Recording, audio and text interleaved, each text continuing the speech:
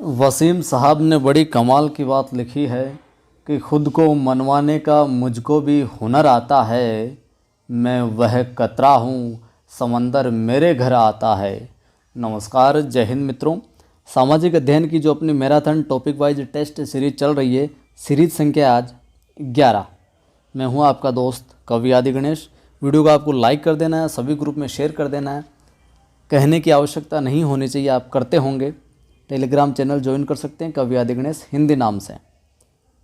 कल की सीरीज में सवाल पूछा गया था कि वाज सनय संहिता कहते हैं, तो सही उत्तर होगा उसका ए। शुक्ल यजुर्वेद को वाज स्नेह संहिता भी कहा जाता है। आज की सीरीज में पहला सवाल, अगर प्रश्न का उत्तर आता हो जिस किसी का भी, तो कमेंट करके ज़रूर बताया करें। अथर्ववेद की रचना की थी, अथर्ववेद की रचना की थी कण्व ऋषि ने, अथर्वा ऋषि ने, अंगिरा ऋषि ने, या इनमें से कोई नहीं? तो उत्तर क्या हो जाएगा? उत्तर हो जाएगा अपना ब। अथर्ववेद की रचना किसने की थी? अथर्वा ऋषि ने। अगला सवाल देखिए कि अथर्ववेद का उच्चारण करने वाला कहलाता था होता ब्रह्मा, काठक, या इनमें से कोई नहीं? तो बताइए साहब कि अथर्ववेद का जो उच्चारण करता होता था वो कहलाता था। तो यहाँ पर सही उत्तर हो जाएगा ब, ब्रह्मा कहलाता था। अगला देखिए 213। अथर्ववेद में कुल सूत्र हैं, अथर्ववेद में कुल सूत्र हैं। उत्तर हो जाएगा 731। ए उत्तर हो जाएगा यहाँ पर। 731 सूत्र हैं। व्याख्या में देखें तो 731 सूत्र प्लस 6000 मंत्र हैं इसमें, ठीक है, जो 20 अध्यायों में विभक्त हैं। तो अथर्ववेद जो है अपने 20 अध्यायों में विभक्त हो गया। 731 इसके अंदर सूत्र हैं और 6000 जो इसमें है मंत्र। आगे बढ़ते हैं। वेद त्रयी में अथर्ववेद शामिल नहीं है, क्योंकि कल हमने बात की कि वेद त्रयी में अथर्ववेद शामिल नहीं है, लेकिन क्योंकि अथर्ववेद में लौकिक विषयों का वर्णन मिलता है, अथर्ववेद में अलौकिक विषयों का वर्णन मिलता है। दोनों ही नहीं।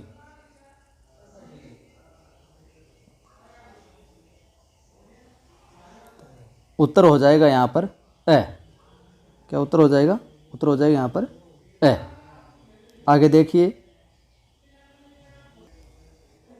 215 नंबर देखिए आप। निम्न का मिलान करना है आपने। एक तरफ तो वेदों के नाम है और दूसरी तरफ है वेदों के उपनाम। तो देखिए साहब, आपको ज़्यादा माथाफोड़ी नहीं करनी, मैं आपको सीधा सा बता देता हूँ। सबसे पहले इधर अपने आता है ऋग्वेद। तो ऋग्वेद का जो उपनाम होगा वो होगा आयुर्वेद। एक के अंदर होगा 4 नंबर। यजुर्वेद के उपनाम की बात करें तो बी के अंदर हो जाएगा अपना 3। यजुर्वेद का हो जाएगा धनुर्वेद, ऋग्वेद का हो जाएगा आयुर्वेद, यजुर्वेद का हो जाएगा धनुर्वेद। सामवेद की ओर आगे बढ़ते हैं तो सामवेद का हो जाएगा अपने गंधर्व वेद, ठीक है। सी के अंदर 2 और डी के अंदर हो जाएगा फिर बचा क्या अपने 1, अथर्ववेद का शिल्प वेद। इस प्रकार से मिलान हो जाएगा वेदों के नाम और वेदों के उपनाम का। अगला सवाल देखिए। वेद हैं 216 हैं। वेद हैं स्तुति प्रधान, विधि प्रधान, दोनों या दोनों ही नहीं? तो वेद हैं अपने स्तुति प्रधान है, विधि प्रधान है, दोनों ही नहीं। क्या हो जाएगा उत्तर? उत्तर हो जाएगा ए। वेद अपने हैं स्तुति प्रधान। यहाँ पे आप देख लीजिए, ब्राह्मण ग्रंथ ये है विधि प्रधान, ठीक है। ब्राह्मण ग्रंथ है विधि प्रधान और वेद जो है वो है स्तुति प्रधान। आगे फिर एक मिलान वाला है। एक तरफ अपने वेद हैं और दूसरी तरफ है वेदों के अपने इधर ब्राह्मण ग्रंथ। कौन सा वेद है जो किस ब्राह्मण ग्रंथ से संबंध रखता है वो बताना है आपको। तो मैं बता देता हूँ आपको। यहाँ पर एक के अंदर हो जाएगा 2। एक के अंदर क्या हो जाएगा 2, यानी कि ऋग्वेद का कनेक्शन किससे, संबंध किससे? ऐत्रेय ब्राह्मण से। ऋग्वेद का किससे है? ऐत्रेय ब्राह्मण से। बी की बात करें तो बी का है 1 से। यजुर्वेद का है अपने वाजस्नेय ब्राह्मण से। यजुर्वेद का किससे है? वाजस्नेय ब्राह्मण से। सी के अंदर है सामवेद, तो इसका कनेक्शन है अपने 4 नंबर से, सामवेद का तांडे ब्राह्मण से। और फिर बचा क्या? अथर्ववेद, इसका है गोपत ब्राह्मण से, ठीक है। सी के अंदर हो जाएगा अपना 4 नंबर और डी का हो जाएगा अपने 3 नंबर। आगे बढ़ते हैं। आरण्यक शब्द का शाब्दिक अर्थ है। आरण्यक शब्द आपने सुना होगा, इसका शाब्दिक अर्थ क्या है? धार्मिक पुस्तक, वन पुस्तक, राजनैतिक पुस्तक या इनमें से कोई नहीं।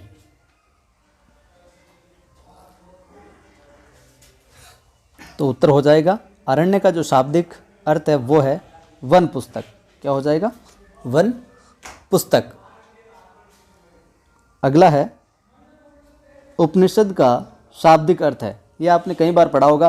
अगर कुमार विश्वास की जो कविताओं में आप रुचि रखते हैं तो उनके मुख से भी आपने कई वीडियो के अंदर उपनिषद का जो व्याख्यान करते समय इसका शाब्दिक अर्थ भी सुना होगा। दूर बैठकर ज्ञान की प्राप्ति, समीप बैठकर ज्ञान की प्राप्ति, ज्ञान की प्राप्ति न होना या इनमें से कोई नहीं। बताइए साहब उपनिषद का शाब्दिक अर्थ। तो यहाँ पर उत्तर होगा ब, समीप बैठकर ज्ञान की प्राप्ति। ठीक है, अगला देखिए। निम्न में से वेदांत है। निम्न में से वेदांत है। उपनिषद, ब्रह्मसूत्र, गीता, इनमें से कोई नहीं। तो यहाँ पर उत्तर हो जाएगा अपना ए। वेदांत क्या है? उपनिषद। अगला देखिए। 108 उपनिषद में से प्रामाणिक उपनिषद हैं। कुल उपनिषदों की संख्या यहाँ पर 108 बताई गई है। इनमें से प्रामाणिक कितने हैं? 10, 11, 12 या 13? तो यहाँ पर अपना सही उत्तर हो जाएगा स, 12 प्रामाणिक माने गए। अगला सवाल है सबसे बड़ा उपनिषद है। सबसे बड़ा उपनिषद है कठोपनिषद, बृहदारण्यक, मांडुक्य उपनिषद या इनमें से कोई नहीं।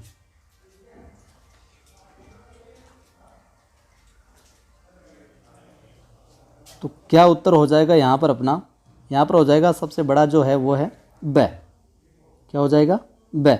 और जो सबसे छोटा उपनिषद वो है मांडुक्य, जिसमें मात्र 12 वाक्य हैं। अगला देखिए।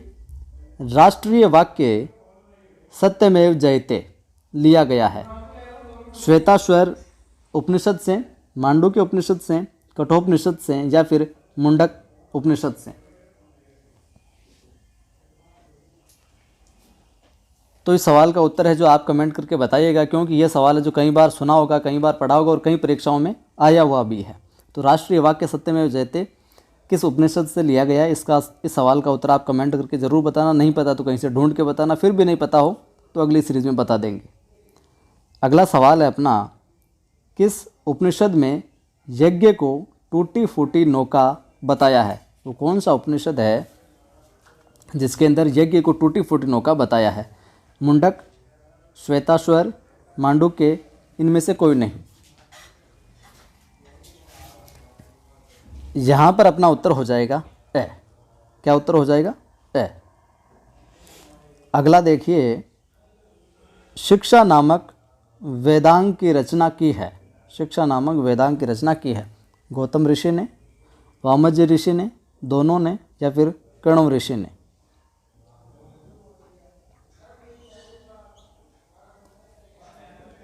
उत्तर होगा बी, वामज्य ऋषि ने।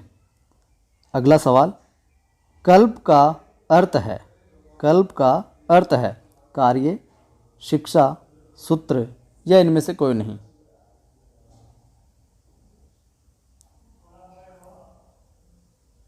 तो सही उत्तर हो जाएगा अपना स। कल्प का क्या अर्थ है? सूत्र। और रचना की हम बात करें तो कल्प की रचना जो है वो गौतम ऋषि ने की थी। कल्प की रचना किसने की थी? गौतम ऋषि ने की थी। प्रयास साथियों ये किया जाता है हमारी तरफ से कि किसी भी सवाल में किसी प्रकार की त्रुटि ना हो। फिर भी भूलवश कभी हो जाती है, अगर आपको आपके सामने आती है तो आप कमेंट करके बता दिया करें, अन्यथा अगली सीरीज़ के अंदर हम उसमें सुधार करवा देंगे। जय हिंद।